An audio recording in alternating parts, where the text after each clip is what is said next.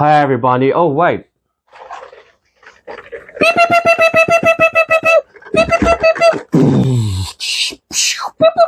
I'm sure that's not the sound they make, but anyway.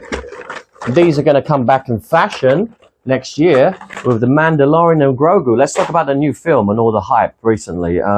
So Jon Favreau is doing Hasbro a huge favor here. These things better be affordable, by the way. There better not be some like $1,000 HasLab, like, 6 foot tall project. I want them accessible and collectible to the average, action figure fan.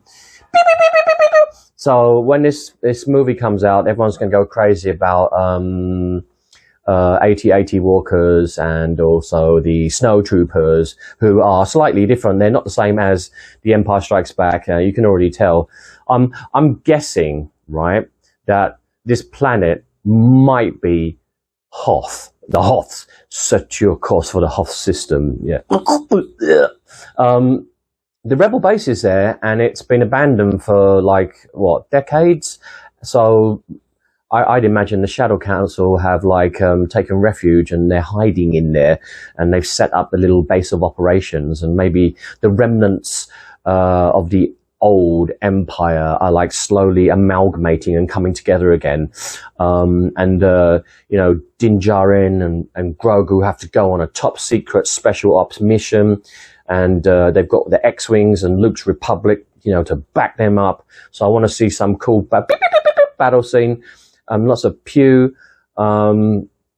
There's this. I'm very afraid that this movie is not going to be any good. It's kind of it could flop or it could be amazing. Dave's the one with the hat, isn't he? Jon Fav, yeah, the food guy. He's got so much pressure right now. So this is the first, live action Star Wars movie to return to the big screen in so many years, and this is like a do or die for Lucasfilm, their reputation. Honestly, I wouldn't want to be in his shoes right now, and he's taking a big risk with going back and starring, Pedro Pascal and his little green friend, because after the absolute freaking disaster of The Mandalorian Season 3 and the Book of Boba Fett, and everyone going, what the happened there? That's not good. So I feel like he needs to redeem himself, or redeem the characters, the story, the story to me is just, it's gone off. I don't know where it's gone or where it's going, but it was very consistent with seasons 1 and 2, and everybody cried, don't give Grogu to Luke. No, but he has to. Perfect ending. And then immediately Book of Boba Fett, oh no, let's just give him back. No. Bad mistake. We could have waited a couple of years, right? We could have had a standalone Luke Skywalker movie talking about him and his training academy. That would have been good. Or even a Disney Plus show talking about Luke Skywalker and the New Republic and his training academy. Why did we have to jump straight back into, give Grogu back quickly, get him on screen now. Merchandise, go, sell. Still like, what the? So I'm hoping, because recently the news has been, there's a big shake-up in leadership, behind the scenes in Lucasfilm. Good, about time.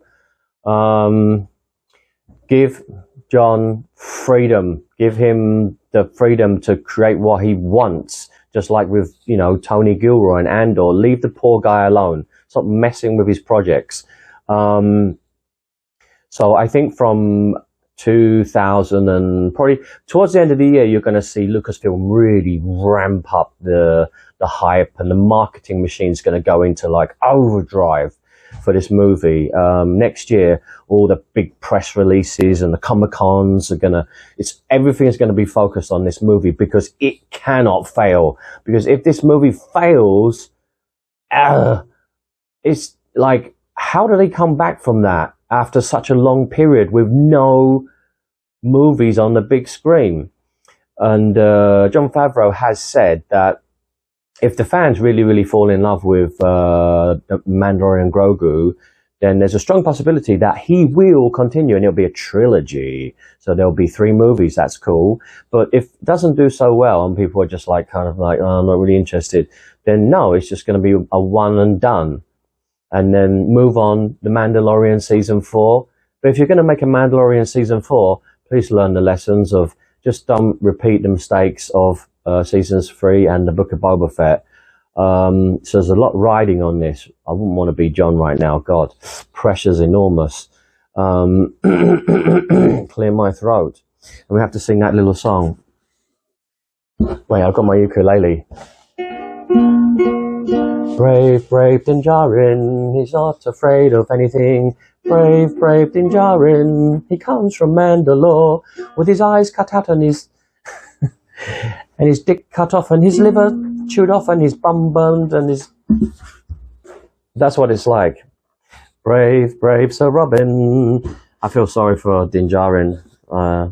Don't feel sorry for Pedro. Pedro's getting on my nerves. His face is everywhere nowadays. I think he's become omnipresent and it's annoying me. And also, just he seems to be a virtual signaler. He's a bit woke and he likes to stick his oar in where he's like, could you just zip it?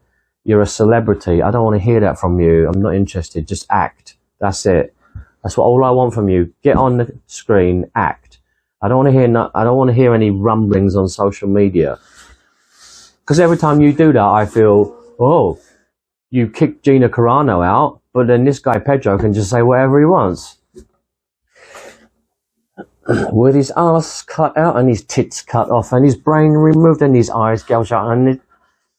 So Din Djarin.